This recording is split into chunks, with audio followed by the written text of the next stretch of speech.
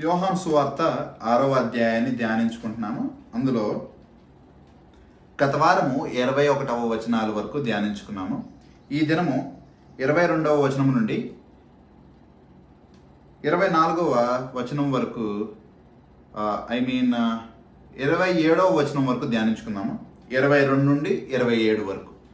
ఎవరైనా తెలుగులో ఈ యొక్క 22వ వచనం నుండి 27వ వచనం వరకు చదవగలరు?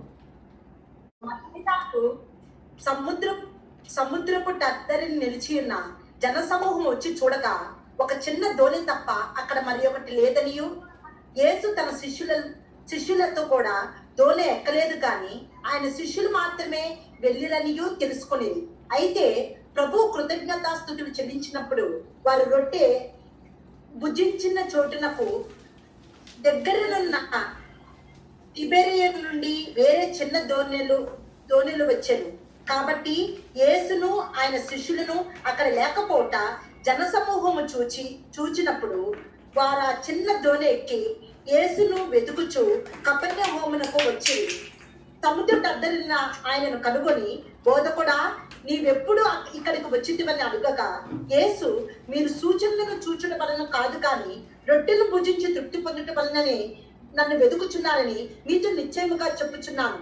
క్షయమైన ఆహారం కొరకు కష్టపడకుడి, కానీ నిత్య జీవము కలుగు చేయు అక్షయమైన ఆహారం కొరకే కష్టపడుడి.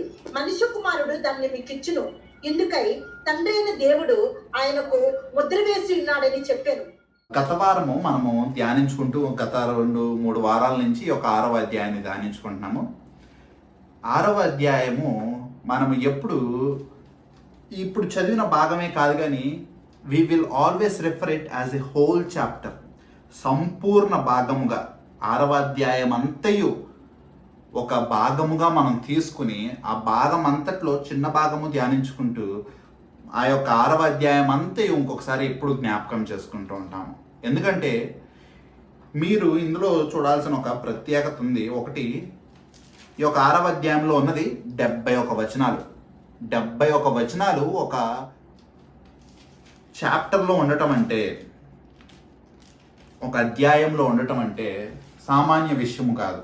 అది ఆ యొక్క చాప్టర్, ఆ యొక్క అధ్యాయంకి దేవుడు ఎంతగానో ఇంపార్టెన్స్ ఇస్తే కానీ ఆ విధంగా అన్ని వచనాలతో అది రచింపబడి ఉండదు.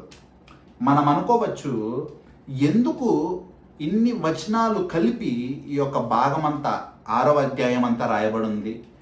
ఆ యొక్క 6వ అధ్యాయాన్ని 2 ముక్కలుగా చేసి రాసి ఉండొచ్చు కదా, అప్పుడు 30 వచనాలే ఉంటాయి కదా అని మనం అనుకోవచ్చు. 71లో 35 వచనాలే ఉంటాయి కదా అని మనం అనుకోవచ్చు.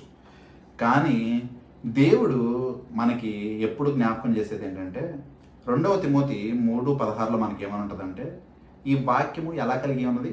దైవావేశము ద్వారా కలిగి ఉన్నది. These scriptures are breathed out from God. దేవుడు ఊదాడు ఈ వాక్యము మనకి ఉన్నదంటే మన యొక్క చేతిలో. So it is God who has decided it to be this way. ఈ విధంగా ఉంది.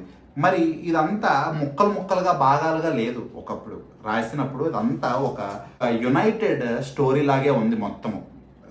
ఇటువంటి అధ్యాయాలు వచనాలు ఏమీ లేవు. కానీ ఇటువంటి అధ్యాయాలుగా వచనాలుగా మనం ఏ విధంగా చూడొచ్చు అంటే, the chapters and their theme particularly. మీరు ఇందులో ఒకటి గమనించారు లేదో, మనము 7వ అధ్యాయానికి ముందు 6వ అధ్యాయము ఇక్కడతో ముగించిపోయింది. ఇక్కడతో ఈ యొక్క చాప్టర్ అయిపోయింది.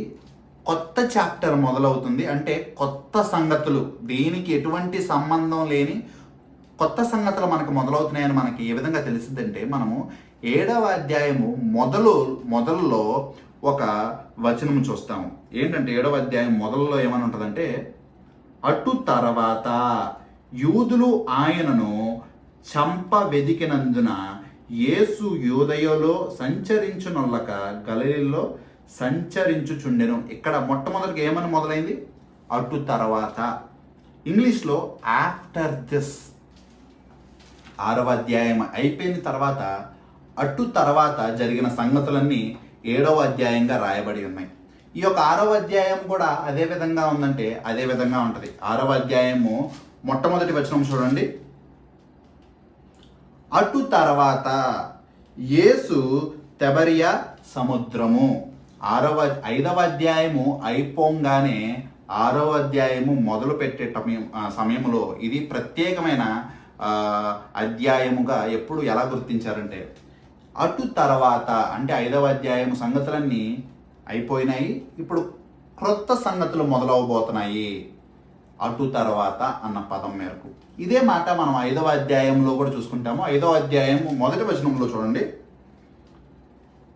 అటు తర్వాత యూదులు పండుగ ఒకటి వచ్చెను.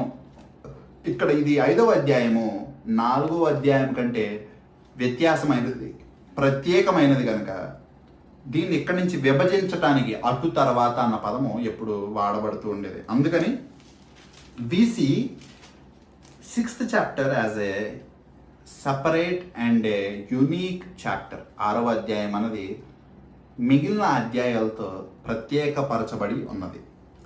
సో ఈ యొక్క 6వ అధ్యాయము యొక్క ప్రాధాన్యత ఎందుకు ఉందంటే 71 వచనాలు అందులో పొందుపరచబడి ఉన్నాయి కనుక. అందులో ఈ యొక్క 6వ అధ్యాయం అంతయు ఒక ప్రాముఖ్యమైన వచనము చుట్టూ తిరుగుతూ ఉంటాయి. ఆ ప్రాముఖ్యమైన వచనము ఎవరొకరు చదవండి.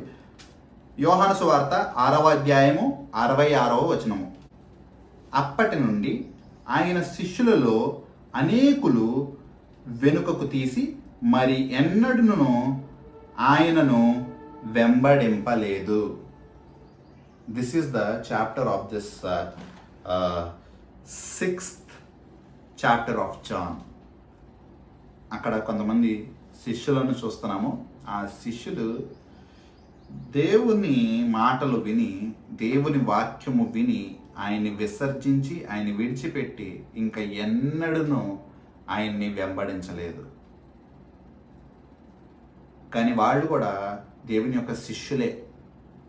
కానీ దేవుడి యొక్క వాక్యము వాళ్ళని గద్దించిన వెంబట ఇమ్మీడియట్గా దేవాది దేవుణ్ణి విడిచిపెట్టి వెళ్ళిపోయిన వారిగా ఉన్నారు. వీళ్ళని మనము అబద్ధపు శిష్యులుగా అర్థం చేసుకుంటున్నాము.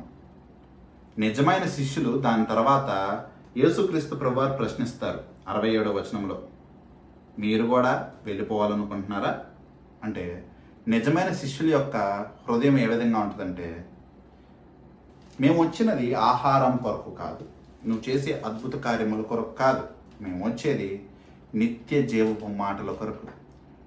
దేవా, నీ దగ్గర తప్పితే ఇంకెక్కడ మాకు అటువంటి గొప్ప నిత్య జీవపు మాటలు దొరుకును అనేవారు నిజమైన శిష్యులు. ఆ విధంగా పేతురు గారు చెప్పటం అనేది మనం చూసుకుంటూ ఉంటాం.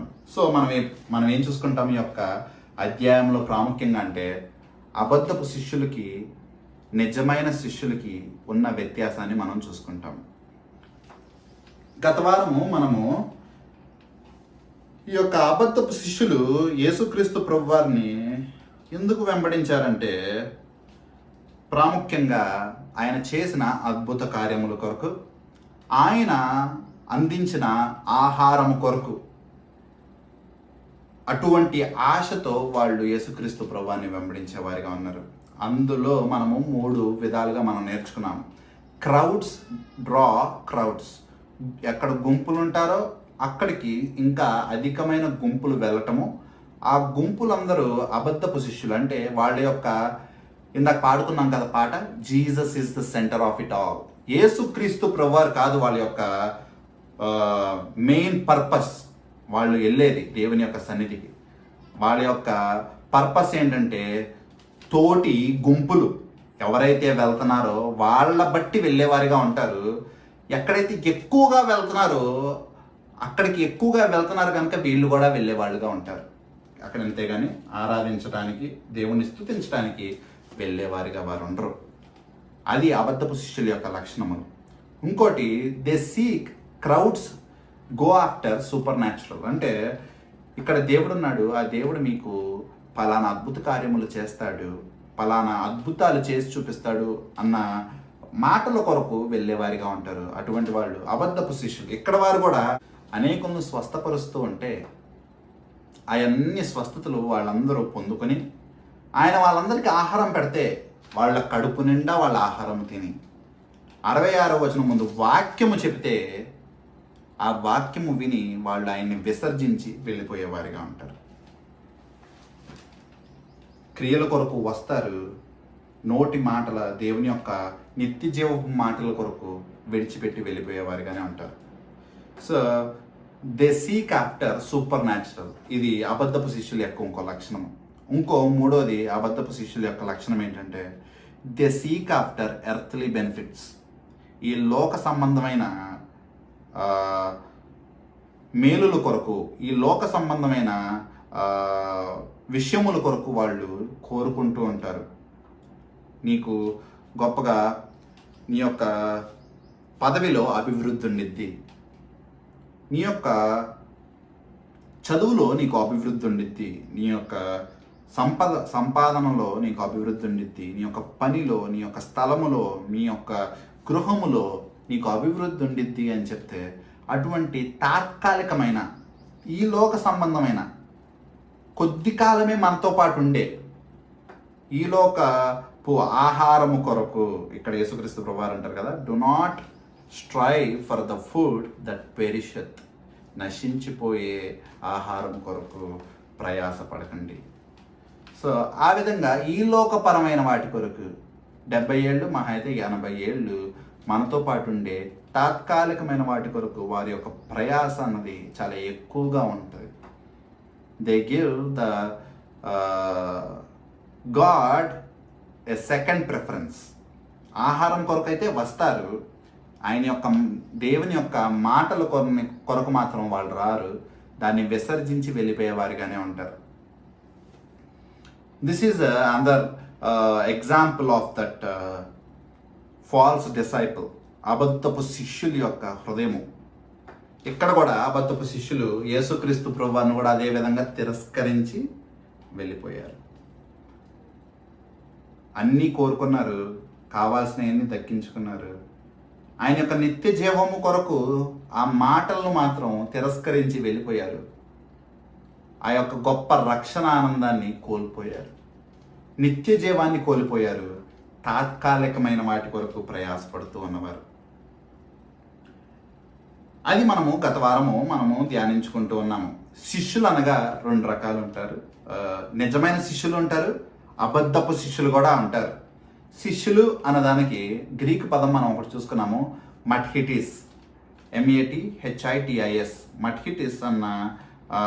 మథిటిస్ అన్న పదము నుండి వచ్చిన మాటము శిష్యరికము. శిష్యులు అంటే ఎవరంటే యేసుక్రీస్తు ప్రభువారు చెప్పారు కదా, ఆ యొక్క మత్తయి సువార్త 28వ అధ్యాయము ఆఖరి 2 వచనాల్లో మనం చదువుతాం. ఏం చదువుతామంటే, ఈ లోకపు దిగంతముల వరకు వెళ్ళి సువార్త ప్రకటించుడి, అందరినీ ఆయన యొక్క నామం ముందు శిష్యులుగా మార్చుడి. శిష్యులు అంటే యేసుక్రీస్తు ప్రభువారిని వెంబడించేవారు, ఆయన ఎటు నడిస్తే అటు నడిచేవారు, ఆయన ఏం తింటే అది తినేవాళ్ళు, ఆయన యొక్క జీవన విధానాన్ని అనుగ్రహిస్తూ అంటే దాన్ని ఫాలో అవుతూ జీవించేవాళ్ళు. ఆయన ఏ విధంగా జీవిస్తారు, ఏ సమయంలో ప్రార్థన చేస్తారు, ఏ విధంగా వాక్యము అందరికీ బోధిస్తూ ఉంటారు, ఎటువంటి విధంగా దేవుని యొక్క రాజ్యం కొరకు ప్రయాసపడుతూ ఉంటారు. ఈ యొక్క లోకపు ఆశలు, శరీర ఇచ్చలకన్నిటికీ చోటు ఇవ్వకుండా దేవుడి చిత్తం నెరవేర్చాలని ఏ విధంగా జీవించారో ఆయన్ని వెంబడించే వాళ్ళని శిష్యులు అంటారు. అటువంటి శిష్యులనే వాళ్ళు లోకమంతా కలిసి ఏమని పిలిచిందంటే క్రైస్తవులు. క్రీస్తుని పోలి జీవించేవారు గనక క్రైస్తవులు అని చెప్పి పిలిచింది. క్రైస్తవులు అంటే మన తల్లిదండ్రులు క్రీస్తుని వెంబడించే వాళ్ళు అయి ఉండటం బట్టి మనం క్రైస్తవులు అవ్వం. క్రైస్తవ కుటుంబంలో జన్మిస్తే మనం క్రైస్తవులు అవ్వం. లేకపోతే అబద్ధపు శిష్యుల వలె కొన్ని విషయాల కొరకు మేము క్రీస్తుని వెంబడిస్తున్నామని చెప్పుకునే వారి వల్ల మనము నిజమైన శిష్యులం అవ్వం. ఎప్పుడు మనం నిజమైన శిష్యులము, ఎప్పుడు నిజమైన క్రైస్తవులం మనం అవుతామంటే when we really live in Christ likeness, క్రీస్తు స్వారూప్యంలో మనం జీవిస్తున్నప్పుడు మనము క్రైస్తవులము అని చెప్పి పిలువబడతాము. అటువంటి క్రైస్తవులుగా ఆ యొక్క శిష్యులలో అందరూ ఆయన్ని విడిచిపెట్టారు. ఎంతమంది జనాలు ఉన్నారు అక్కడ? 20,000కు పైగా చిలుకు జనములు ఉన్నారు. అందుకే మనకు ఒక వాక్యం ఉంటుంది. ఆ యొక్క మత్తయి సువార్త 7వ అధ్యాయంలో ఏమనుంటుందంటే, wide is the gate to the hell. నరకానికి మార్గము చాలా విశాలముగా ఉంటుంది, but narrow is the gate for heaven. పరలోకానికి మాత్రం మార్గం చాలా ఇరుకుగా చిన్నదిగా ఉంటుంది. 20,000కు పైగా వచ్చారు నరకానికి వెళ్ళే జనాంగం, కానీ పరలోకానికి వెళ్ళే జనులు ఎంతమంది అక్కడ మిగిలారు? 12 మంది మిగిలారు. 12 మంది శిష్యులు మాత్రమే ఉన్నారు. అక్కడితో అయిపోలేదు కథ, అక్కడితో కథ అయిపోలేదు. ఈ దినము మనం చూసుకుంటాము దాని తర్వాతి కథ. ఆయన్ని విడిచిపెట్టి వెళ్ళిపోయేవారు ఒక లెక్క, ఆయన వాక్యము వినే ఉద్దేశం లేక, హృదయం లేక ఆయన యొక్క సన్నిధిని విడిచిపెట్టి ముందుగానే తిరస్కరించి వెళ్ళిపోయేవారు అబద్ధపు శిష్యులు. వాళ్ళది ఒక లెక్క. వాళ్ళని మించిన అబద్ధపు శిష్యులు ఉన్నారు. అంటే దేవుడి సన్నిధిలో ఉంటారు, సహవాసులతో కలిసి ఉంటారు, దేవుడి వాక్యమును వింటూ ఉంటారు, చాలా చేస్తుంటారు, కానీ చివరాఖరికి వాళ్ళు అబద్ధపు శిష్యులుగా తేల్తారు. వాళ్ళెవరంటే ఈ దినం మనం చూసుకుంటాము, these are the upgraded version of false believers. అంటే వర్షన్ 2.0, కరోనా 2.0 లాగా ఫాల్స్ బిలీవర్స్ 2.0 వీళ్ళు ఏంటంటే, ఇక్కడ 66వ వచనములో ఆయన్ని ఆ దినము తిరస్కరించి వెళ్ళిపోయిన వారు చాలామంది ఉన్నారు. ఆ దినము తిరస్కరించి వెళ్ళిపోయారు. వాళ్ళకి శ్రమ, వాళ్ళు పరలోకానికి చేరరు. వాళ్ళని విడిచిపెడితే ఎంతమంది మిగిలిపోయారు అక్కడ? 12 మంది శిష్యులు, 12 disciples. మీ అందరికీ తెలిసే ఉంటుంది, ఆ 12 మంది శిష్యుల్లో ఒకడు దేవుణ్ణి అమ్మి వేస్తాడు. అందులో ఒకడు నాశన పాత్రుడుగా ఉన్నాడు, అందులో ఒకడు అబద్ధపు శిష్యుడిగా ఉన్నాడు. ఆ ఒకడు ఎవరంటే యోధా ఇస్కరేతు. దాని తర్వాత యోహాను సువార్త 6వ అధ్యాయము 70-71 చదవండి. యోహాను సువార్త 6:70-71. అందుకు యేసు, నేను మిమ్మును 12 ఏర్పరచుకొనలేదా? మీలో ఒకడు సాతాను అని వారితో చెప్పాను. సీమోను ఇస్కరియోతు కుమారుడైన యూదా 12 మందిలో ఒకడై ఉండి ఆయన అప్పగింపబో ఉండెను కనుక వాని గూర్చియే ఆయన ఈ మాట చెప్పాను. చూసారా? These are the upgraded version of false believers. వీళ్ళు ఇందులో ప్రత్యేకత ఏంటంటే, దేవుని యొక్క వాక్యం రాగానే ఆయన యొక్క సన్నిధిని ఆయన విడిచిపెట్టి వెళ్ళిన వాళ్ళు అబద్ధపు శిష్యులు. కానీ కొంతమంది ఆయన సన్నిధిలోనే ఉంటూ ఆయన్ని వెంబడిస్తూ ఈ యొక్క లోకపు రాజ్యం కొరకు, ఆ రాజ్యంలో పాలు పంచుకోవటానికి, దాని కొరకే వారు ఆసక్తి కలిగి ఉండి ఉన్నవారు యోధా ఇస్కరేతు లాంటి వారు. యోధా ఇస్కరేతు ఎందుకు విడిచి వెళ్ళిపోలేదంటే, ఆయన యేసుక్రీస్తు ప్రభువారు చేసిన గొప్ప గొప్ప కార్యములు చూశాడు కళ్ళతో. 3 ఏళ్ళు యేసుక్రీస్తు ప్రభువారు అడుగులో అడుగు వేసుకుంటూ జీవించాడు. 3 ఏళ్ల పాటు, 1 సంవత్సరం కాదు, లేకపోతే 1 వారం కాదు, 3 ఏళ్ళు తిరిగాడు ఆయనతో పాటు.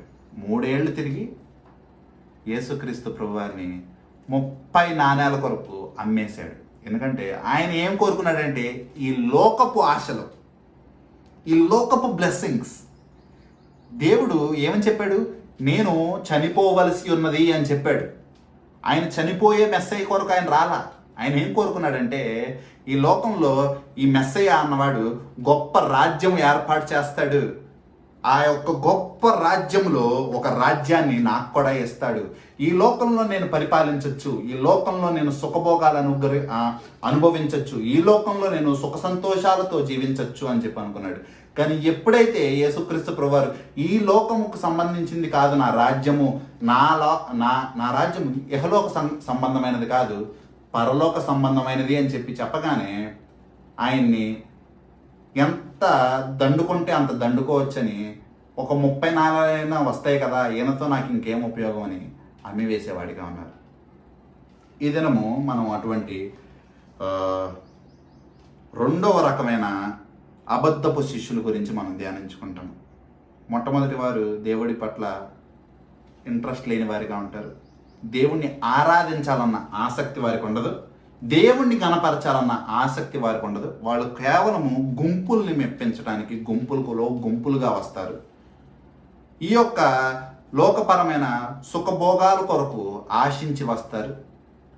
ఏదో అద్భుతాలు జరుగుతున్నాయి అన్నట్టు ఆ అద్భుతాల కొరకు హృదయం కలిగి ఉన్నవారు వీళ్ళందరూ అబద్ధపు శిష్యులు. ఈ దినము ఇటువంటి పర్సనల్ ప్రాస్పరిటీ కోరుకునే ఇంకో అబద్ధపు శిష్యుడి గురించి మనం ధ్యానించుకుంటాం. ఆయన గురించి యేసుక్రీస్తు ప్రభువారు యోహాను సువార్త 17వ అధ్యాయంలో కూడా చెప్తారు. యోహాను సువార్త 17వ అధ్యాయంలో 12వ వచనం చూడండి. 12వ వచనం, నేను వారి యొద్ద ఉండగా నీవు నాకు అనుగ్రహించిన వారిని నీ నామమునందు కాపాడి తిని నేను వారిని భద్రపరిచితిని కనుక లేఖనము నెరవేరినట్లు నాశన పుత్రుడు తప్ప వారిలో మరి ఎవడనూ నశింపలేదు. నాశన పుత్రుడిగా ఉండిపోయాడు ఆ యొక్క అబద్ధపు శిష్యుడు. మనందరము ఇటువంటి అబద్ధపు శిష్యుడు గురించి ఏమనుకుంటాము? యోధా ఇస్కరియోతు గురించి తలంచుకోగానే మనం ఏమనుకుంటాం? యోధా ఇస్కరియోతు చాలా పెద్ద పాపం చేశాడు. యోధా ఇస్కరియోతు చాలా గొప్ప శిక్షకి అర్హుడు. యోధా ఇస్కరియోతుని చాలా కఠినంగా శిక్షించాలి అనుకుంటాం. అటువంటి యోధా ఇస్కరియోతు చేసింది ఏంటంటే దేవుణ్ణి 3 ఏళ్ల పాటు ఆయన చెప్పిన గొప్ప జీవపు మాటలు విని 11 మంది రక్షించబడ్డారే. కానీ 12వ వాడిగా ఆ రక్షింపబడిన సహవాసంలో జీవిస్తూ వాళ్ళ మధ్యనే ఉంటూ చక్కగా అవకాశం దొరకంగానే 30 నాణ్యాల కొరకు ఆ దేవాది దేవుణ్ణి సృష్టికర్తని అమ్మివేసే దౌర్భాగ్య స్థితిలో జీవించాడు ఆ యోధా ఇస్కరియోతు. అటువంటి వాడికి గొప్ప శిక్ష రావాలి అని చెప్పి కోరుకుంటున్న ప్రతి ఒక్కరు జ్ఞాపకం చేసుకోవాలంటే, ఇన్ని రోజులు దేవుడి వాక్యం వింటూ, ఇన్ని రోజులు దేవుడి యొక్క సన్నిధిలో గడుపుతూ, ఇన్ని రోజులు దేవుడి యొక్క సహవాసం మధ్యనే ఉంటూ, ఇంకా అటువంటి యోధా ఇస్కరియోతు లాంటి అవిశ్వాసంలోనే జీవిస్తూ, కొత్తగా జన్మించక నూతన హృదయము లేక జీవిస్తున్న ప్రతి ఒక్కరూ అటువంటి శిక్షకి అర్హులు. యోధా ఇస్కరియోతుకి ఎటువంటి శిక్ష పడాలో, ఆయన ఎటువంటి శిక్ష అర్హుడో అటువంటి శిక్షకి అర్హులు ఈ యొక్క దినము ఇంకా సంఘము మధ్యలో ఉంటూ, దేవుని యొక్క సహవాసం మధ్య ఉంటూ, ఇంకా అటువంటి అవిధేయతలో, ఇంకా పూర్తి విశ్వాసము లేకుండా, దేవుడి మీద ఆధారపడి జీవించకుండా గుంపుల కొరకు గుంపులు, లోకపు ఆశల కొరకు, ఈ శరీర ఇచ్చల కొరకు చోటిస్తూ నశించిపోయే ఆహారం కొరకు పాకులాడే వారందరికి కూడా అటువంటి శిక్షే వర్తించిద్ది.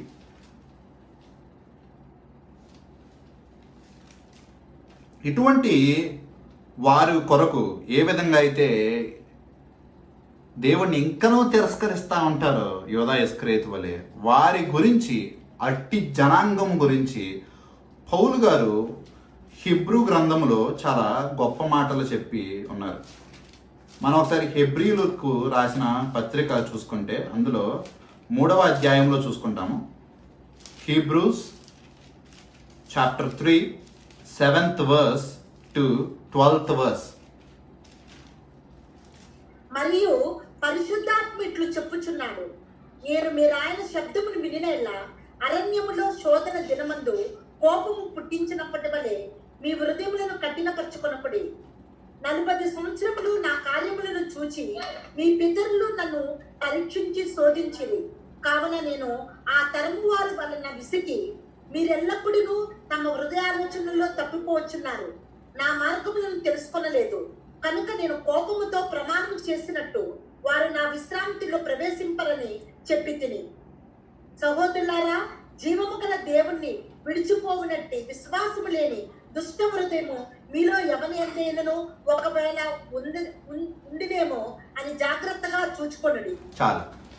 ఈ కథ మీకు గుర్తొచ్చిందా? ఇది మన యొక్క నిర్గమాకాండము 17వ అధ్యాయం నుంచి జరిగే కథ. అక్కడ ఏం జరిగిద్దంటే, ఆ యొక్క జనులందరూ దేవాతి దేవుడు చేస్తున్న గొప్ప గొప్ప కార్యములు చూస్తూ, మన్నా కురిపిస్తే మన్నా తింటూ, ఆ యొక్క కోయల్ పక్షిని పంపిస్తే దాన్ని కూడా చక్కగా ఆహారంగా భుజించి, అంతా సమృద్ధిలో వీళ్ళు ఏం చేస్తారంటే గొనుగుతారు, దేవుణ్ణి శోధిస్తారు, దేవుణ్ణి బాధ పెడతారు, దేవుని యందు విశ్వాసముగా జీవించరు, అవిశ్వాసములో దేవుడితో ఆ యొక్క గొనుగుడుతో కూడిన జీవితాన్ని జీవిస్తూ ఉంటారు. ఇటువంటి వారిని చూసి దేవుడు యొక్క హృదయం ఎంతో బాధించబడింది. ఆయనకి కోపము రగిలింది. ఆయన కోపము రగిలి ఆయన ఏం చేశారంటే వాళ్ళని 40 సంవత్సరములు ఆ యొక్క అరణ్యముల్లోనే ఉంచి వాళ్ళు వాగ్దాన దేశంలోకి ప్రవేశింపకుండా దేవుడు వారికి శిక్ష అనుగ్రహిస్తారు. వాళ్ళందరూ వాగ్దానపు దేశము ప్రవేశించలేరు. మోషే గారితో సైతము, మోషే గారు కూడా అందులో ఉన్నారు, ఆయన కూడా వాగ్దానపు దేశంలోనికి ప్రవేశించలేకపోయారు. ఎందుకంటే వారి యొక్క అవిధేయత వల్ల, వారి యొక్క కఠిన హృదయం వల్ల. ఎప్పుడైతే వారు వాక్యం వింటున్నారో, వాక్యము వారిని గద్దిస్తుందో, వారు తలదించకుండా వాక్యము ముందు మొండి మెడలు వేసుకుని, అంటే మొండి మెడలు అంటే స్టిఫ్ నెక్డ్ పీపుల్ అని దేవుడు పిలుస్తాడు వాళ్ళని. మన యొక్క భాషలో మొండోళ్ళు, అహంకారముతో కూడిన వారు, గర్విష్ఠులు అని కూడా అనుకోవచ్చు. సో ఇటువంటి వారు, అటువంటి స్టిఫ్ నెక్డ్ పీపుల్ తగ్గించుకోరు, దేవుడి ముందు తగ్గించుకోరు, తగ్గింపు లేదు, దేవుణ్ణి గణపరచరు, ఆరాధించరు. ఇటువంటి వాటి కొరకు ఉండే వారి కొరకు దేవుడు, ఇక్కడ పరిశుద్ధాత్మ దేవుడు ఆ సమయంలో ఆ యొక్క లేఖనముల్లో ఏమని చెప్పాడంటే, అటువంటి వారు వాగ్దాన దేశంలోనికి ప్రవేశించరు. ఆ దినముల్లో వాగ్దాన దేశము, ఈ దినముల్లో కృపాకాలం ఇదే, క్షమాపణ దొరుకున్నది. ఓకే, మీరు తలవంచరు, మీకు సమాధానం లేదు, మీకు నెమ్మది లేదు, మీకు తగ్గింపు లేదు, మీరు అహంకారులుగా జీవిస్తున్నారు. కానీ మీరు క్షమాపణ దేవుడిని అడిగితే ఖచ్చితంగా మిమ్మల్ని క్షమిస్తారు. మీరు ఆయన ముందు మోకరిల్లి సాగిలపడి ఆయన వేడుకుంటే ఖచ్చితంగా క్షమిస్తారు మన యొక్క దేవాతి దేవుడు. అటువంటి గొప్పవాడు మన యొక్క దేవుడు. అటువంటి విధంగా మన దేవుడు ఉండగా ఇంకా తగ్గించుకోకుండా మనం చేసేది నీతి కార్యాల వలె మనల్ని మనము హెచ్చించుకుంటూ జీవించుకుంటూ ఉంటే వాగ్దాన దేశమైన పరలోక రాజ్యంలోనికి మనం ప్రవేశించము, ఇంకా అబద్ధపు శిష్యుల వలె ఉంటాం. అటువంటి గొప్ప దేవుని యొక్క సన్నిధిలోనికి మనం చేరుకోవటానికి ఏం చేయాలో ఆ తర్వాత వచనముల్లో కూడా మనకి ఉంటాయి. 13వ వచనము 15వ వచనము, ఈ హెబ్రీలు 3వ అధ్యాయము 13-15వ వచనం మనం చూస్తే, నేడు మీరాయన శబ్దమును వినిన ఎడల కోపము పుట్టించినప్పటి వలె మీ హృదయములను కఠినపరచుకొనకూడదని ఆయన చెప్పెను కనుక, పాపము వల్ల కలుగు భ్రమచేత మీలో ఎవడును కఠినపరచకుండినట్లు నేడు అనబడు సమయం ఉండగానే ప్రతి దినమును ఒకరికొకడు బుద్ధి తెచ్చుకొనుడి. ఏలైనగా మొదటి నుండి మనకున్న దృఢ విశ్వాసము అంతము మట్టుకు గట్టిగా చేపట్టిన ఎడలనే క్రీస్తులో పాలివారమై ఉండుదుము. మనకి ఏ విధంగా దేవుని యొక్క సన్నిధిలో ఉండగలమంటే, తప్పు బలహీనత మనలో ఉన్నది, మనము చాలా అల్పులము, బలహీనులము, ఒప్పుకొనుచున్నాము. దేవుని యొక్క వాక్యానుసారంగా నేను కూడా ఇంకోసారి ఒప్పుకొనుచున్నాను. Yes, we are very weak. మనలాంటి బలహీనుల కొరకు దేవుడు సంగమంలాగా మనుషులు దేవుడి యొక్క సహవాసాన్ని ఎప్పుడు నియమించున్నాడు. అటువంటి సహవాసాన్ని ఎప్పుడు విడిచిపెట్టకూడదు. We should always be in that fellowship of God and also God's people. దేవునితో సహవాసం ఉండాలి, దేవుని యొక్క బిడ్డలతో ఎప్పుడు సహవాసంలో ఉండాలి. That we may correct ourselves, మనల్కి మనము బుద్ధి చెప్పుకొనటానికి, లోకపరంగా కాదు, వాక్యానుసారంగా. ఎందుకంటే పాపము యొక్క శక్తి ఎటువంటిదంటే, పాపం మనల్ని ఏ విధంగా చేసిద్దంట, కఠినపరిచిద్దంట. కఠినపరిచినప్పుడల్లా ఏమైందంటే హృదయము రాతిలా మారిపోద్ది. ఆ యొక్క రాతి హృదయమును మాంసపు హృదయంగా మార్చేవాడే దేవుడు. కానీ మన యొక్క పాపము మన యొక్క హృదయములు రాతిగా మారుస్తూ ఉంటుంది. దానికి మనం ఏం చేయాలి? సహవాసుల మధ్య జీవించటం వల్ల, ఆ సహవాసులు ఒకరికొకరు బుద్ధి చెప్పుకోవటం వల్ల దేవుడి దృష్టిలో మనం ఎప్పుడు కడుగబడుతూ ఉంటాము. దేవుని దృష్టిలో మనం ఎప్పుడు పరిశుద్ధంగా జీవిస్తూ ఉంటాము, తగ్గించుకుని జీవిస్తూ ఉంటాము. This is a plan that God has given us. So coming back to John's gospel, యోహాను సువార్త 6వ అధ్యాయానికి వచ్చేసి ఉండగా, we should be not in that hardness. ఆ కఠినత్వంలో మనం ఉండకూడదు. అబద్ధపు శిష్యుల యొక్క పాత్రలో మనం ఉండకూడదు. అబద్ధపు శిష్యుల వల్లే మనము ఉండకూడదు.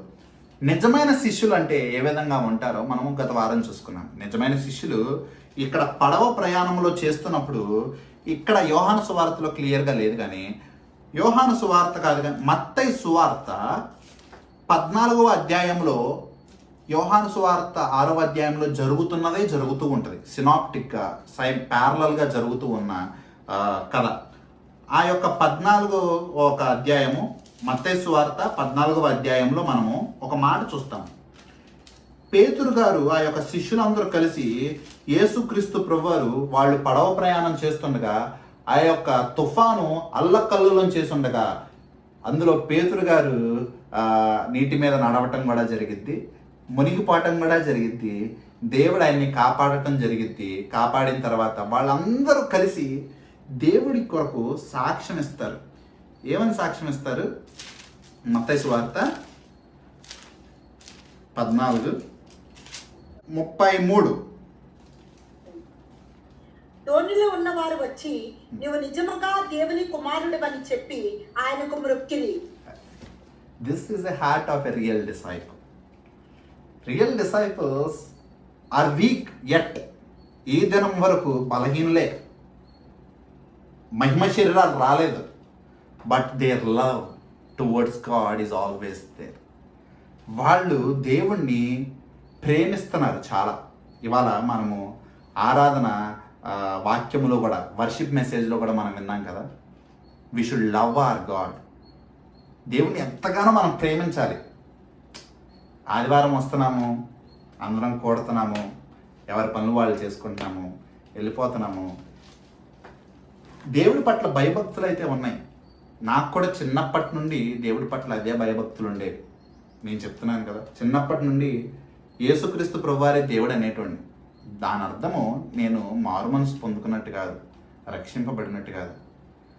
ఒకానొక దినము నుండి దేవుని ఎంతగా ప్రేమించడం మొదలుపెట్టానంటే, జీవితం అంతయు వ్యర్థము, బ్రతుకుడు క్రీస్తే చావైను మేలే, ముందుగా ఆయన్ని కనపరచాలి, ముందుగా ఆయన్ని మెప్పించాలని చెప్పి జీవించడం మొదలు పెడతాం. ఆయన్ని ఎంతగానో హృదయంలో నిజముగా ప్రేమించటం మొదలు పెడతాము, హృదయాంతర్యముగా. అది నిజమైన మారు మనసు. భయభక్తులు ఉంటాయి, విశ్వాసులుగానే ఉంటాము. ఈ దేవుడి తప్పితే వేరొక దేవుడిని మనం పూజించమంటాము, ఎప్పుడు ఎదురు నిలబడతానే ఉంటాము. But still that is not a true salvation. నిజమైన రక్షణ కాదు. There will be a day where you will start loving the Lord so deeply.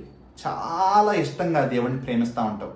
నీకు వేరే ఏం తిందును, ఏం తాగుదును, ఎలా సుఖించుదును అని చెప్పి ఆశ ఉండదు. కానీ దేవుడిని ఏ విధంగా మెప్పించాలి, దేవుడి యొక్క రాజ్యంలో ఏ విధంగా పోరాడాలి, దేవుడి యొక్క రాజ్యం కొరకు ఎంత పని చేయాలి, ఇదే నీ యొక్క ప్రయాస భారంగా ఉంటుంది. This is a real change. But still that doesn't mean that you are perfect. మనం పర్ఫెక్ట్ అయిపోయామని కాదు, బలహీనతలు ఉంటాయి, పడిపోతూ ఉంటాము, ప్రతి దినము కడుక్కుంటూ ఉంటాము. But still the love towards the Lord and the motive of doing good changes. మనము నీతి కార్యాలు ఏదో మన గొప్పతనం వల్ల చేస్తున్నాం కాదు, కానీ మన యొక్క నీతి కార్యాలు మురికి గుడ్డలు వంటివి. కేవలము దేవుడి కృప ద్వారా, దేవుని యొక్క కృప ద్వారా మనము చేస్తున్నాం అన్నది మాత్రం ఆ దినము నుండి మొదలైంది. That's real change. ఇక్కడ కూడా వీళ్ళు అల్పులే. అప్పటికి పేతురు గారు నీటిలో మునిగిపోతారు. యేసుక్రీస్తు ప్రభువారు అంటారు, అల్ప విశ్వాసులారా అంటారు. అప్పుడు వాళ్ళు అల్ప విశ్వాసులే, బలహీనులే, కానీ దేవుణ్ణి తెలుసుకున్నవారు. వారి యొక్క హృదయము వీరి వలె విడిచిపెట్టేవారిగా లేదు. అద్భుత కార్యాల కొరకు లేదు, 30 నాణ్యాల కొరకు లేదు. వాళ్ళ హృదయం ఎక్కడుంది? ఆరాధించటంలో ఉంది. దేవుణ్ణి ఇమ్మీడియట్గా నీవు దేవుని కుమారుడువు అని చెప్పి మొక్కారు మోకాళ్ళ మీద పడి. ఈ దినము ఆ విధంగా ఎవరు ఆరాధించగలుగుతున్నాము? ఆరాధన సమయంలో ఎంతమంది నోరు తెరవగలుగుతున్నాము? ఆరాధించడం ఎంత కష్టమైపోతుంది. చాలాసేపు వేచి ఉండాల్సి వస్తుంది, హృదయంలో నుండి ఆరాధన వచ్చిద్దేమో అని. కానీ అక్కడ దేవుణ్ణి ఆరాధించమనగానే మొక్కారు, పూజించారు. అది నిజమైన శిష్యుడి యొక్క లక్షణం. నిజమైన శిష్యులు దేవుణ్ణి ఆరాధించడానికి వెనుకాడరు. ఏ సమయం అందేనా, ఏ స్థలం అందేనా ఆరాధన దేవుడు కోరుకుంటే అటువంటి ఆరాధనతో ఆయన్ని ఆరాధించి కనపరిచే వాళ్ళు నిజమైన శిష్యులు. ఇక్కడ కూడా మనం అదే చూస్తాం. ఇది గత వారం మనం చూసుకున్నాం. Let's read the story. కథ చదువుకుందాము. 22వ వచనం చూడండి. ఎక్కడి వరకు అయింది? యేసుక్రీస్తు ప్రభువారు ఆ దోణిలో ప్రయాణం చేయలేదు. యేసుక్రీస్తు ప్రభువారు ఏం చేశారు? నడుచుకుంటూ వెళ్ళారు సముద్రం మీద. తర్వాత ఆ యొక్క శిష్యులను మధ్యలో కలుసుకుని వాళ్ళు భూతమేమో అని భయపడగా, పేతురు గారు నేను కూడా నడవచ్చా అని అడగగా, నడువు అని చెప్పి యేసుక్రీస్తు ప్రభువారు చెప్పగా ఆయన కొంత దూరం నడిచి అల్ప విశ్వాసం వల్ల పడిపోవటం అన్నది జరిగి మళ్ళీ దేవుడు ఆయన యొక్క చేతులతో ఆయన్ని ఎత్తుకొని ఆయన తిరిగి నడిపించి ఆ యొక్క దోణి వరకు తీసుకుని వెళ్ళి ఉండగా వారు ఆ దరికి వెళ్ళటం అన్నది చూసుకున్నాం. ఎక్కడికి వెళ్ళారు? యేసుక్రీస్తు ప్రభువారు కపెర్నహూముకు వెళ్ళారు. ఇందులో మీరు చూస్తున్నారు కదా, ఇందులో ఏం జరుగుతుందంటే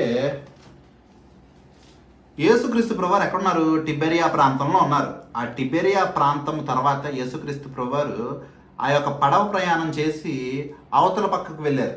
అవతల పక్కకు వెళ్ళారంటే మనము ఏమనుకుంటామంటే ఈ టిబెరియా ప్రాంతానికి రైట్ సైడ్లో ఉన్న వేరే ప్రాంతానికి అనుకుంటాం. కానీ రైట్ సైడ్ కాదు, పడవ నుండి అదే ఒడ్డు వెంబడున్న కపెర్నహూము ప్రాంతానికి వెళ్ళారు. కపెర్నహూము ఎలా ఉంటుందంటే ఇక్కడ కనిపిస్తుంది కదా మ్యాప్లో. సో దాని పైన ఉంటుంది. సో ఆ చుట్టూ ఆ యొక్క ఒడ్డెమ్మట వెళ్తే ఈ మార్గం గుండగా వెళ్తే అది కొద్దిగా దూరమైన మార్గంగా ఉంటుంది. అదే పడవలో అంటే స్ట్రైట్గా డైరెక్ట్గా వెళ్ళిపోవచ్చు కనుక పడవ ప్రయాణాన్ని వాళ్ళు ప్రిఫర్ చేసేవాళ్ళు. ఎందుకంటే పడవలు దోణిలు అయితే దొరుకుతాయి కానీ వాళ్ళకి ఆ దినముల్లో ఈ దినము ఉన్నట్టు వాహనాలు అయితే దొరకవు కదా, అది ప్రాబ్లం అన్నమాట. ఇప్పుడు 6వ అధ్యాయము 22వ వచనం నుంచి మనం చూసుకుంటున్నాము. మరనాడు సముద్ర నిలిచి ఉన్న జనసమూహము వచ్చి చూడగా ఒక చిన్న దోణి తప్ప అక్కడ మరి ఒకటి లేదనియు యేసు తన శిష్యులతో కూడా దోణి ఎక్కలేదు కానీ ఆయన శిష్యులు మాత్రమే వెళ్ళిరనియు తెలుసుకొని. చాలు. అయితే ఇక్కడ మనము ఈ జనులు ఇంకా అక్కడే ఉన్నారంట. ఈ జనులు ఎక్కడున్నారు? ఆ టిబెరియా ప్రాంతంలోనే ఉన్నారు. ఎప్పుడు యేసుక్రీస్తు ప్రభువారు చక్కగా వాళ్ళకి ఆహారం అంతా సమకూరిస్తే చక్కగా తిని ఆ 15వ వచనంలో ఏం చేద్దాం అనుకున్నారు? అటువంటి ఆహారం కొరకు ఎక్కువగా ఆశపడి ఈయన్ని బలవంతాన కిడ్నాప్ చేసైన రాజుని చేద్దామని చెప్పి ప్రయత్నించారు. వాళ్ళ యొక్క హృదయం ఎరిగిన దేవాతి దేవుడు అక్కడి నుండి ఆయన వెళ్ళిపోయి ఆ యొక్క పర్వత ప్రాంతంకు వెళ్ళి ఆ తర్వాత శిష్యులతో పాటు ఆ యొక్క పడవ ప్రయాణం జరగటం అనేది మనం చూసుకుంటాం. సో కానీ అక్కడ ఉన్న జనులు మాత్రం ఆ ప్రాంతం విడిచి వెళ్ళలే. ఎందుకు వెళ్ళలేదంటే మొట్టమొదటిది కారణము అక్కడ మనం చూస్తాము, ఒక్క పడవే ఉంది. ఆ పడవలో శిష్యులు వెళ్ళిపోయారు. యేసుక్రీస్తు ప్రభువారు వెళ్ళలేదని తెలుసు. ఇంకా పడవలు లేవు, దోణెలు లేవు. వాళ్ళకి వెళ్ళటానికి వేరే అవకాశం లేదు. అందుకని ఆ ప్రాంతంలో ఉండిపోయారు. మరి మీకు ఒక సందేహం రావచ్చు, ఆ ప్రాంతంలోనే ఎందుకు ఉండటం? పడవలైతే లేవు అవతల పక్కకు వెళ్ళటానికి. ఆ ప్రాంతంలో మార్గమధ్యంగా అయినా ఎటోగొట్టు వెళ్ళిపోవచ్చు కదా. ఆ రాత్రంతా అక్కడే ఉండి ఉదయకాలం వరకు ఎందుకున్నారంటే రాత్రిపూట దేవుడు చక్కగా కడుపు నిండా ఆహారం పెట్టాడు కదా, ఉదయకాలమును కూడా ఏం పెడతాడో అని చెప్పి ఉన్నారు. మంచిగా రాత్రిపూట డిన్నర్ అయిపోయింది, పొద్దున పూట బ్రేక్ఫాస్ట్ ఏం పెడతారు అని చెప్పేసి ఉన్నారు. వీళ్ళే కాదు ఉన్నది అక్కడ. దాని తర్వాత ఏం చూస్తామంటే ఆ యొక్క సముద్ర తీరంలో ఉన్న జనులందరూ అంట, ఈ ఈ వార్త విన్న జనులందరూ ఏం చేశారంట, ఆ చుట్టుపక్కల ఊళ్ళల్లో ఉంటారు కదా, ఆ యొక్క సముద్ర తీరంలో ఉండే వాళ్ళందరూ, చుట్టుపక్కల వాళ్ళందరూ, అబ్బా యేసుక్రీస్తు ప్రభువారు 20,000కు పైగా ఉన్న వాళ్ళకి మంచిగా 5 రొట్టెలు 2 చేపల నుంచి కడుపు నిండా ఆహారం పెట్టారని చెప్పి తెలుసుకుని వాళ్ళందరూ పడవలేసుకుని వచ్చేసారంట. 23వ వచనం చూడండి. అయితే ప్రభువు కృతజ్ఞతాస్తుతులు చెల్లించినప్పుడు వారి రొట్టె భుజించిన చోటునకు దగ్గరగానున్న తిబేరియా నుండి వేరే చిన్న ధోనిలు వచ్చాను. వాళ్ళు అక్కడ ఎక్కడైతే దేవుడు ఆహారం పెట్టాడో ఆ ప్రాంతానికి చిన్న చిన్న దోణులన్నీ వచ్చేసినాయి. చుట్టుపక్కల వాళ్ళందరూ వచ్చేసారు. ఎందుకు వచ్చేసారు? వాళ్ళు కూడా ఆహారము తినటానికి వచ్చేసారు. 20,000కు పైగా జనము దేవుడి యొక్క ఆహారము భుజించుండగా ఇంకా వచ్చి చేరిపడ్డారు అక్కడికి. ఎందుకంటే ఆ వార్త అందరికీ వ్యాప్తి చెంది అబ్బా అని చెప్పి వాళ్ళు కూడా వచ్చి చేరటం అన్నది జరిగింది. ఇప్పుడు వచ్చారు కదా, ఇప్పుడు దాకా పడవలు లేవు, ఇప్పుడు దాకా పడవలు అయితే లేవు. మరి ఇప్పుడైతే కొన్ని పడవలు వచ్చినాయి కదా వేరే వేరే ప్రాంతాల నుంచి, ఆ పడవలన్నిటిలో వీళ్ళు కూడా కలిసి చక్కగా కపెర్నహూము ప్రాంతానికి వెళ్ళటం జరిగింది. కపెర్నహూము ప్రాంతానికి ఎందుకు వెళ్ళారు? కపెర్నహూము ప్రాంతం ఎందుకు వెళ్ళారంటే యేసుక్రీస్తు ప్రభువారు ఎక్కడ ఎక్కువగా గడిపేవారంటే, ఎక్కడ గొప్పగా దేవుడి సేవ చేసేవాళ్ళంటే, ఎప్పుడు చూసినా ఆయన యొక్క పరిచర్య మెయిన్ బేస్ ఎక్కడ ఉండేదంటే కపెర్నహూము. ఎందుకంటే యేసుక్రీస్తు ప్రభువారు అంటారు కదా ఒక చోట, కపెర్నహూములో చేసిన కార్యములు సొదొమ గొమొరలో చేసుంటే ఆ సొదొమ గొమొర నాశనం అయిపోకుండా ఈ దినం వరకు నిలిచి ఉండేది. కానీ కపెర్నహూము వాళ్ళు కూడా అవిశ్వాసంగానే జీవించేవాడు. ఆ కపెర్నహూము ప్రాంతంలోనే దేవుడు ఎన్నో అద్భుత కార్యాలు చేసేవాడు కనుక కపెర్నహూములో యేసుక్రీస్తు ప్రభువారు దొరుకుతారని వీళ్ళందరూ కపెర్నహూము ప్రాంతానికి వెళ్ళిపోవటం అన్నది జరిగింది. ఇప్పుడు చూసుకుందాము, అక్కడ 25వ వచనం చూడండి. సముద్రపు దగ్గరిని ఆయనను కనుగొని బోధకుడా నీవెప్పుడు ఇక్కడికి వచ్చితివని అడుగగా యేసు మీరు సూచనలు చూచుట వలన కాదు కానీ రొట్టెలు భుజించి తృప్తి పొందుట వలననే నన్ను వెతుకుచున్నారని మీతో నిశ్చయముగా చెప్పుచున్నాను. ఇక్కడ వాళ్ళందరూ వచ్చారు. వచ్చి వాళ్ళ ప్రశ్న ఏంటంటే రబ్బీ బోధకుడా నీవెప్పుడు ఇక్కడికి వచ్చితివి? ఎందుకంటే వాళ్ళందరూ తెలుసు యేసుక్రీస్తు ప్రభువారు పడవలో వెళ్ళలేదు కానీ ఆ యొక్క సముద్రంలో నడుచుకుంటూ వెళ్ళారని చెప్పి ఎవరికి తెలియదు. యేసుక్రీస్తు ప్రభువారు కూడా నువ్వు ఇక్కడికి ఎలా వచ్చావంటే, నేను సముద్రం మీద నడుచుకుంటూ వచ్చాను, అక్కడ పేతురు గారు అడిగారు నన్ను కూడా నడిపించని, ఆయన్ని కూడా నడిపించంగానే ఆయన మధ్యలో మునిగిపోయారు. ఆయన మునిగిపోతే ఆయన్ని ఎండపెట్టి ఆరబెట్టి మళ్ళీ ఒడ్డుకు వచ్చాము, ఇదంతా చెప్పలా. ఆయన ఇక్కడికి ఎలా వచ్చారన్నది ఏమీ చెప్పలా. ఆయన కేవలము ఏం చెప్పారంటే హృదయాంతర్యాలు ఎరిగిన దేవుడు గనక. యోహాను సువార్త 2వ అధ్యాయంలో మనం చూస్తాం, ఆయన మనుష్యులకి గురించి సాక్ష్యం ఇవ్వక్కర్లేదు, ఎందుకంటే మనుష్యుని ఆంతర్యం ఏమై ఉన్నదో ఆయన ఎరిగి ఉన్నాడు కనుక. హృదయాంతర్యాలు ఎరిగిన దేవుడు ఆ సమయంలో ఏం చేశాడంటే వారికి ఏమని సమాధానం ఇచ్చాడంటే, యేసు మీరు సూచనలు చూచు వలన కాదు కానీ రొట్టెలు భుజించి తృప్తి పొందుట వలననే నన్ను వెదకొచ్చున్నారని మీతో నిశ్చయముగా చెప్పుచున్నాను. నేను ఎన్నో కార్యములు చేశాను, ఆ కార్యములు చేశాను అంటే నిజంగా దేవుడి కుమారుడని. అంటే ఈ శిష్యులు ఆ యొక్క మత్తయి సువార్త 14వ అధ్యాయము 33వ వచనంలో అంటారు కదా, నీవు నిజముగా దేవుని కుమారుడు అని వానికి మ్రొక్కారు. అటువంటి వారిగా వీరు లేరంట అబద్ధపు శిష్యులు. వీరు ఏ విధంగా ఉన్నారంటే వీరు కడుపు నిండా తిన్నారు కనుక ఈ లోకమైన ఆహారం కొరకు ఆసక్తి కలిగి ఉన్నారు కనుక ఎతుకుతున్నారంట దేవుణ్ణి. ఇటువంటి స్వభావము అబద్ధపు శిష్యులదై ఉన్నది. అబద్ధపు శిష్యులు ఏం వెతుకుతారంటే ఈ లోకపరమైన వాటిని వెతుకుతారు. దేవుడి దగ్గర కూడా పలానా అభివృద్ధి కొరకు,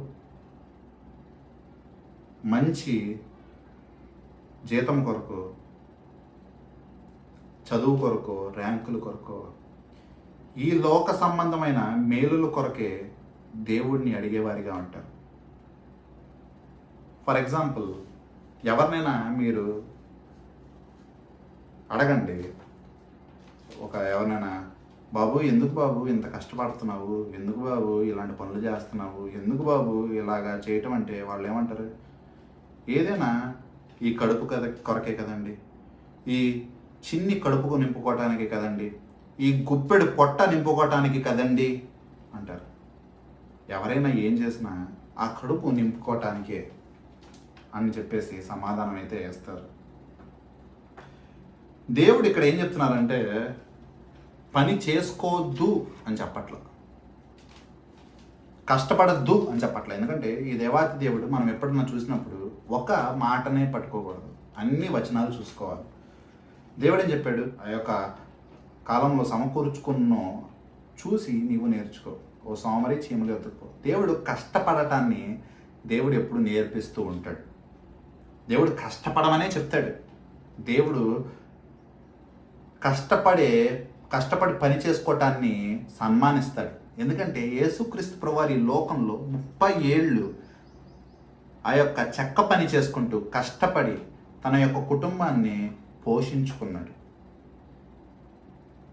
పౌలు గారు కూడా మనం చూస్తే ఆయనకి ఆహారం లేని సమయంలో, అంటే ఆయన ఫరిసీయుడు, డబ్బు సంపాదించుకునే పని ఆయనకు ఉంది కానీ ఆ పని చేయలేదు. ఆయన దేవుడి పని చేయాలనుకునే మధ్యలో ఆయన ఆహారం కొరకు ఆయన దేవుని యొక్క పనిని దుర్వినియోగపరచలేదు. కానీ ఆయన ఆహారం కొరకు యాక్విల్లా ప్రిసిల్లా గారితో ఆయన కూడా గుడారాలు కుట్టుకుని సంపాదించుకుని ఆయన కడుపు నింపుకునేవాడు. There is a difference between needs, the minimum needs and also the luxuries. మన యొక్క కేవలము కడుపు నింపుకునే అవసరతలకు, బేర్ మినిమమ్స్కు, ఇంకో పక్కన సుఖభోగములు, ఐశ్వర్యములో జలసాల కొరకు దానికి చాలా వ్యత్యాసం ఉంది. రెండిటికి చాలా డిఫరెన్స్ ఉంది. So your priority is to feed you and the responsibility that God has given you. దేవుడు ఎవరినైతే ఒక కుటుంబంగా నీకు ఇచ్చాడో అక్కడ వరకు పోషించడము, నువ్వు పోషించుకోవటం వరకే దొరుకుతాయి. మోర్ దాన్ దట్ విలాసాలకి చోటు ఇవ్వటం అన్నది అంత మంచిది కాదు. అటువంటి విలాసవంతమైన జీవితాన్ని జీవించడం అన్నది దేవుని యొక్క దృష్టిలో అంత అవసరం లేదు. దేవుడు నీకు జ్ఞానం ఇచ్చాడు, పని చేసుకోవడానికి అవకాశం ఇచ్చాడు, నీకు తోడై ఉండి నిన్ను దీవించాడు. కష్టపడు. ఎంతవరకు కష్టపడాలంటే it should always be on a secondary position. అది ఎప్పుడు దానికి 2వ స్థానమే ఉండాలి. మొట్టమొదటి స్థానం ఎప్పుడైనా దేవుని పనికే ఉండాలి, దేవుడికే ఉండాలి మొట్టమొదటి స్థానము. నువ్వు చేసే ఈ లోకపరమైన పని 8 గంటలు కావచ్చు, 12 గంటలు కావచ్చు. ఆ 12 గంటల కంటే ఎక్కువే ఎప్పుడు దేవుడు పని చేయాలి. 8 గంటల కంటే ఎక్కువే దేవుడి పని చేయాలి. మొట్టమొదటిగా దేవుడు నిన్ను సృజించుకుంది నీ యొక్క లోకపు పనుల కొరకు కాదు. ఆయన నిన్ను సృజించుకుంది ఆయన మహిమపరచడానికి, ఆయన్ని గణపరచడానికి.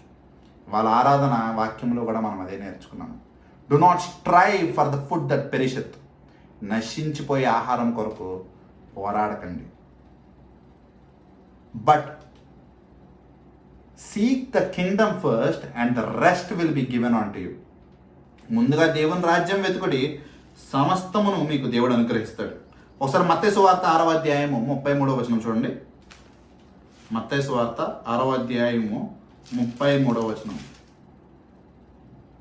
మీరు ఆయన రాజ్యమును నీతిని మొదట వెతుకుడి, అప్పుడు అవన్నీ మీకు అనుగ్రహింపబడెను.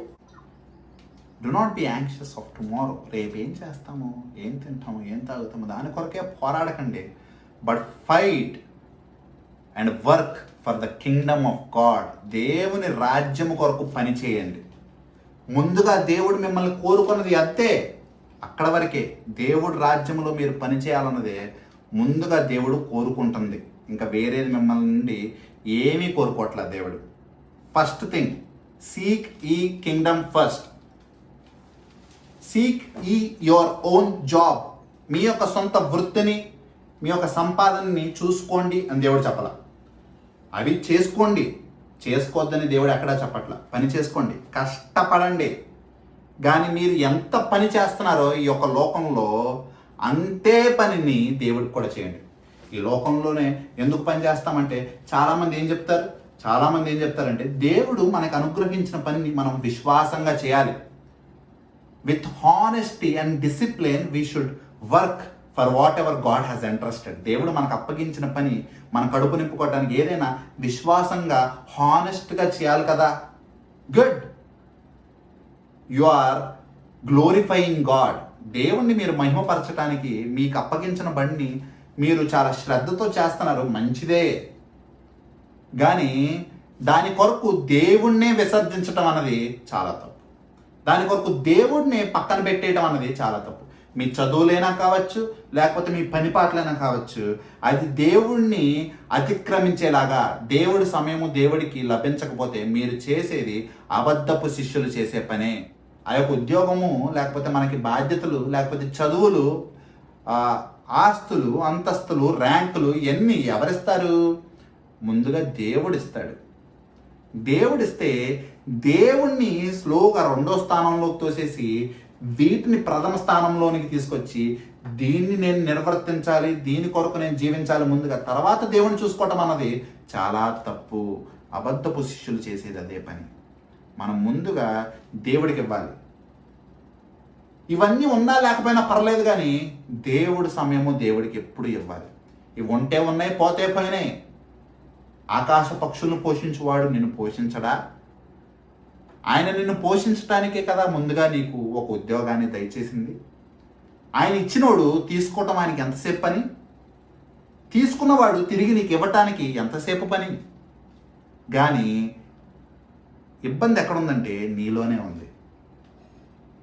నువ్వు ఆయనకి ఇవ్వాల్సిన సమయం ఆయనకి ఇవ్వక, ఆయనకి ఇవ్వాల్సిన స్థానం ఆయనకి ఇవ్వక, ఏదో నామమాత్రపు క్రైస్తవుడిగా, లేకపోతే నామమాత్రపు శిష్యుడిగా, అబద్ధపు శిష్యుడిగా, లోకము కొరకు నువ్వు ఇస్క్రైతు యోధాలాగా కష్టపడి, ఎప్పుడైతే నీకు ఈ లోకంలో దొరకవలసిన ఆనందాలు, సుఖభోగాలు, ఆ యొక్క విలాసాలు నీకు లభించట్లేదు అనగానే కనీసం 30 నాణాల కొరకు ఆయన నమ్మివేస్తే, ఆయన్ని విడిచిపెట్టేస్తే, ఆయనకి సమయం నీవు ఇవ్వకపోతే, ఆయన ఆరాధించకపోతే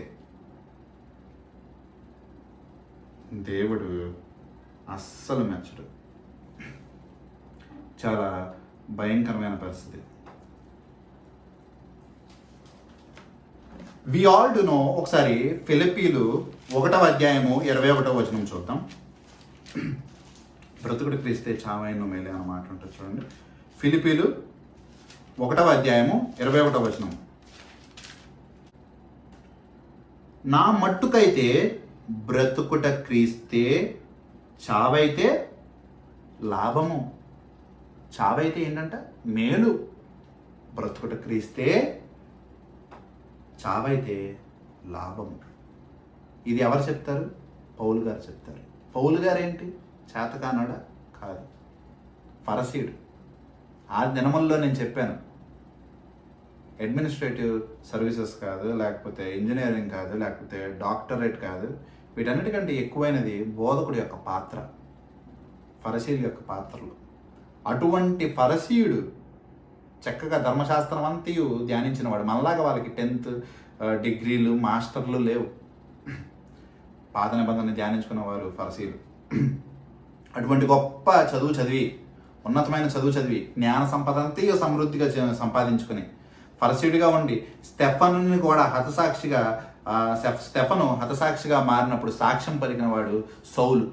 పౌలుగా మారినప్పుడు అంతటియు విడిచి మారు మనసు పొందుకుంటే ప్రథమ స్థానము దేవునికి ఇచ్చి, ఆహారం కావాలన్నప్పుడు గుడారాలు కుట్టుకుని సంపాదించుకుని తిన్నవాడు పౌలు గారు. ఆయన చెప్పిన మాటలు ఏంటంటే, బ్రతుకుట క్రీస్తే, చావైనను మేలే.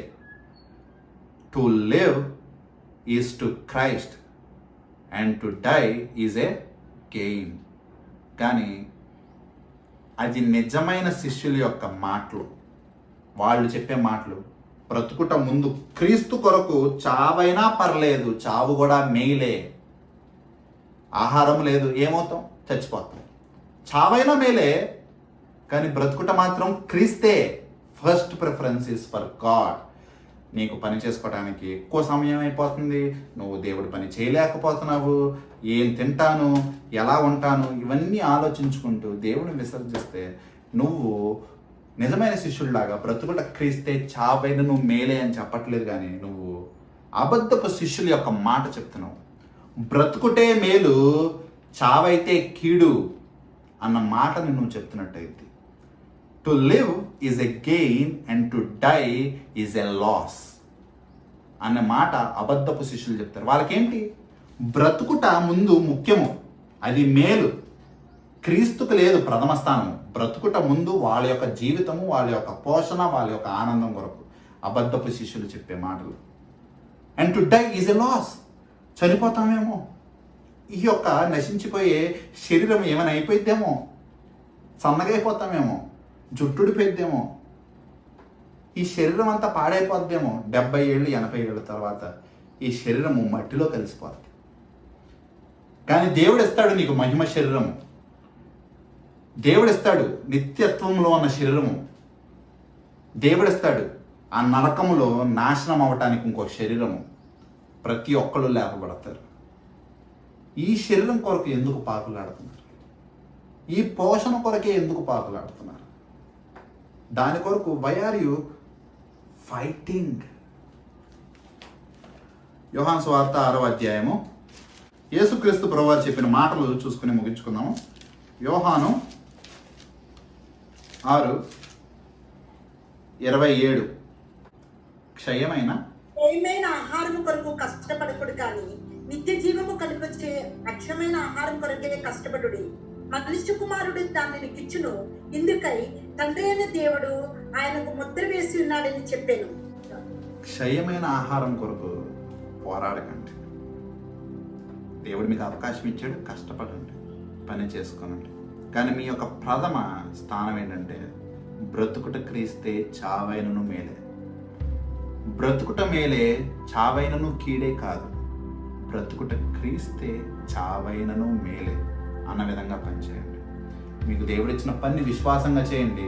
దానికి 2 దేవుడి రాజ్యానికి కష్టపడండి. ఈ రోజు నుండే మిమ్మల్ని మీరు పరీక్షించుకోండి.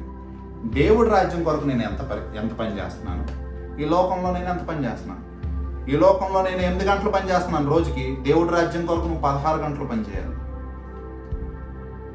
ఆ 16 గంటలు వద్దు, కానీ కనీసం రోజుకి 1 గంటైనా దేవుని యొక్క రాజ్యం కొరకు పనిచేయాలి. కోతంతో విస్తారంగా ఉంది, కొయ్యవారు చాలా కొదువుగా ఉన్నారు, పనివారి యొక్క కొరత చాలా ఎక్కువగా ఉన్నది. అటువంటి వారిగా ప్రతి ఒక్కళ్ళు మారాలి, నిజమైన శిష్యులుగా జీవించాలి, పౌలు గారి వలె మాట్లాడాలి.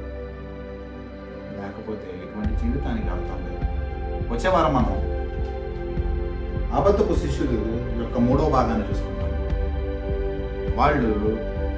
వాళ్ళ యొక్క శరీర ఇచ్చలు, ఆశల కొరకు జీవించేవారిగానే కాదు, కానీ దేవుణ్ణి డిమాండ్ చేసేవారిగా ఉంటారు. దేవుణ్ణి డిమాండ్ చేసేవారిగా ఉంటారు. మాకు ఇది చెయ్యి అని చెప్పి ఆయన్ని డిమాండ్ చేస్తారు. వాళ్ళు ఏమనుకుంటున్నారంటే దేవుణ్ణి వాళ్ళు పరిపాలిస్తున్నారు అనుకుంటున్నారు, దేవుణ్ణి వాళ్ళు ఆజ్ఞాపించగలరు అనుకుంటున్నారు. అటువంటి మూర్ఖులైన అబద్ధపు విశ్వాసుల గురించి వచ్చే వారం ధ్యానించుకుందాం. ఇక్కడతో ముగించుకొని ప్రార్థన చేసుకుందాము. Let's all pray and bow down. మా ప్రియ పరలోకపు తండ్రి, దేవాని యొక్క ఘనమైన నామానికి వందనములు. తండ్రి, నీ యొక్క వాక్యపు వెలుగులో మమ్మల్ని ఇంకోసారి తండ్రి గద్దించినందుకు, తండ్రి నీ యొక్క రాజ్యం కొరకు కష్టపడండి అని చెప్పి హెచ్చరించినందుకు నీకు స్తుతులయ్యా. అవును తండ్రి, నీవు బోధించకపోతే ఎవరు బోధిస్తారు? ఇటువంటి గొప్ప నిత్యజీవ మాటలు నీ యొద్దకు తప్పితే ఇంకెక్కడుండవు. ప్రతి సమయంలో తండ్రి మా యొక్క సొంత ఏచ్చల కొరకు, మా సొంత ఆశల కొరకు తొట్టిల్లిపోయే వారిగానే మేము ఉన్నామయ్యా. మా యొక్క పనిపాటులో పడి మేము జీవించే వారిగా ఉన్నామయ్యా. తండ్రి, నీవు మాకు మా యందు కృప చూపించి, దయ చూపించి మాకు అనుగ్రహించిన ఈవుల కొరకు తండ్రి నిన్ను విసర్జించే వారిగా మేము ఉన్నామయ్యా. మమ్మల్ని క్షమించండి. మేము కష్టపడే ప్రతి ఒక్క పనిని నీవు మాకు దయచేసినదే, పని చేయడానికి కావాల్సిన శక్తిని నీవిచ్చినదే, అటువంటి పనికి కావాల్సిన జ్ఞానము కూడా నీవిచ్చినవే. అటువంటి దేవాతి దేవుడివైన నిన్ను విసర్జించి వీటి కొరకు మేము పాకులాడి, దేవా నీ కొరకు మాకు సమయం లేకుండా పోతుంది. మమ్మల్ని క్షమించు. నిన్ను తండ్రి మా యొక్క జీవితంలో ప్రథమ స్థానంలో పెట్టలేని జీవితాలుగా మా మారిన మమ్మల్ని క్షమించు. అవును తండ్రి, కఠినస్తులుగా మేము మారిపోతున్నాం. మా యొక్క హృదయాలు తండ్రి ఆ యొక్క ఇజ్రాయేలీల వలె అరణ్యంలో జీవించి తండ్రి నీ యొక్క వాగ్దానపు దేశంలోనికి ప్రవేశించలేక తండ్రి ఆ యొక్క అరణ్యంలో నశించిపోయిన వారిగా మేము జీవిస్తున్నాము, కఠినస్తులుగా జీవిస్తున్నాము. తండ్రి, ఇటువంటి రాతి హృదయాన్ని భద్రకొట్టుము, మాంస హృదయాలుగా మాకు మార్చు. మా యొక్క లోకపరమైన పనుల కొరకు కాదు కానీ నీ యొక్క ఆత్మీయమైన పనిని ముందుగా మేము తీసుకునేలాగా, నీ కొరకు తండ్రి నీ యొక్క రాజ్య వ్యాప్తిలో మేము ముందుండి పోరాడేలాగా సహాయం చేయండి. నీ రక్తం ఇచ్చి మమ్మల్ని కొనుక్కున్నావు. మేము మా సొత్తు కాదు దేవా, మేము నీ సొత్తు అయి ఉన్నాము తండ్రి. You are our owner Lord. నీవు మా యజమానివి తండ్రి. మేము నీ యొక్క దాసులము దేవా. We are your servants Lord. దాసులకి తండ్రి నిన్ను సేవించడం తప్పితే వేరే పనే ఉందయ్యా. నిన్ను సేవించడం విసర్జించి లోక పనుల కొరకు తండ్రి ఎక్కువ సమయాన్ని కేటాయిస్తున్నాము. మమ్మల్ని క్షమించి గద్దించండి.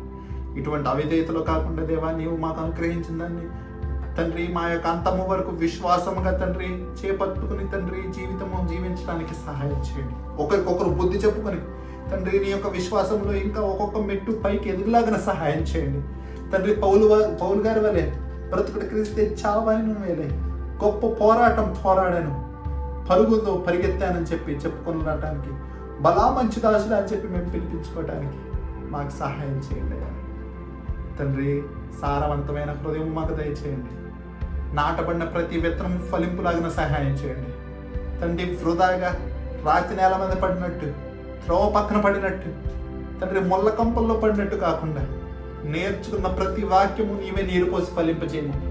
దాని యందు మేము సమయము గడపలాగన ఇంకొకసారి ధ్యానించుకునటానికి సహాయం చేయండి. నీవే తోడై ఉండుము. అటువంటి గొప్ప జీవితాల్లో మార్పు నీవే తీసుకురండి అయ్యా. ప్రతి ఒక్క అవిధేయతని తండ్రి నీవే క్షమించయ్యా.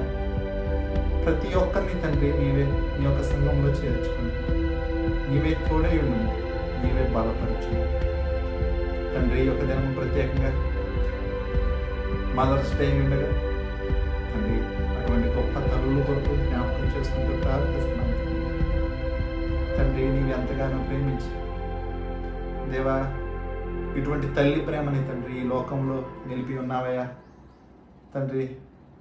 నీకే స్తుతులు స్తోత్రములు. అటువంటి తల్లులందరినీ తండ్రి జ్ఞాపకం చేసుకోండి తండ్రి. వారికి కావాల్సిన శక్తిని దయచేయండి. జ్ఞానవంతురాలు తన యొక్క ఇల్లును కట్టుకొని 3 రాళ్ళు తన యొక్క ఇల్లును ఓడబెరుకుని తండ్రి. అటువంటి జ్ఞానవంతమైన స్త్రీల పాత్ర ప్రతి ఒక్కరికి దయచేయండి. కావాల్సిన జ్ఞానం దయచేసుకోండి దేవా. వారి యొక్క పిల్లల్ని తండ్రి నీ యొక్క విధేయతలో నడిపించలాగన నీకు పనివారిగా వారిని తయారు చేయడానికి తండ్రి వారికి కావాల్సిన జ్ఞానం దయచేయండి. నీ యొక్క రాజ్యంలో తండ్రి వారు ప్రథమంగా పోరాడటానికి దేవా అటువంటి ఆది క్రైస్తవుల వరే నీ యొక్క నామం కొరకు ముందుగా సాక్షులుగా సువార్త ప్రకటించినటువంటి స్త్రీల వలె ప్రతి ఒక్కరూ ముందుగా జీవించడానికి సహాయం చేయండి. నీవు వారికి అప్పగించిన అటువంటి గర్భఫలం కొరకు నీకే స్తుతులు. ఆ బిడ్డల్ని తండ్రి జ్ఞాపకం చేసుకోండి దేవా. వారి యొక్క తల్లిదండ్రులందు వారు భయభక్తులు కలిగి ఉండి విధేయులయ్యండి దేవా. వారి యొక్క అడుగుజాడల్లో జీవించడానికి సహాయం చేయండి. తల్లిదండ్రులు కూడా క్రీస్తును పోలి దేవా అటువంటి క్రీస్తు మార్గాన్ని పిల్లలకి తండ్రి ఉదాహరణగా మాదిరితత్వంగా చూపించడానికి నీవే వారికి తోడుగా ఉంది. ఇటువంటి గొప్ప ప్రణాళిక కుటుంబం పట్ల కలిగి ఉన్న గొప్ప దేవా నీకే స్తుతులు. అటువంటి వాగ్దానముల చేత కుటుంబాలను ఇంకా బలపరచును. ప్రతి ఒక్క తల్లికి తండ్రి కావాల్సిన శక్తిని దయచేయము, జ్ఞానము దయచేయము. నువ్వు వారికి తోడుగా ఉండము దేవా. వారి నీకు బలమైన సాక్షులుగా ఈ లోకంలో నీకు బలమైన ఆయుధాలుగా తండ్రి పనిముట్లుగా నీకు పని చేయటానికి కృప చూపించాలి, కనికరం చూపించాలి. ఇంకొకసారి తండ్రి ఇటువంటి గొప్ప ప్రేమ కలిగిన తల్లులను తండ్రి ఈ యొక్క లోకంలో వినిపించినందుకు మా యొక్క తల్లిని తండ్రి మా అందరి యొక్క తల్లులను జ్ఞాపకం చేసుకుంటూ నీకే స్తోత్రములు చెల్లించండి. యేసే వారి దివ్యమైన నామములో ప్రార్థిస్తూ వేడుకుంటున్నాం తండ్రి. ఆమెన్.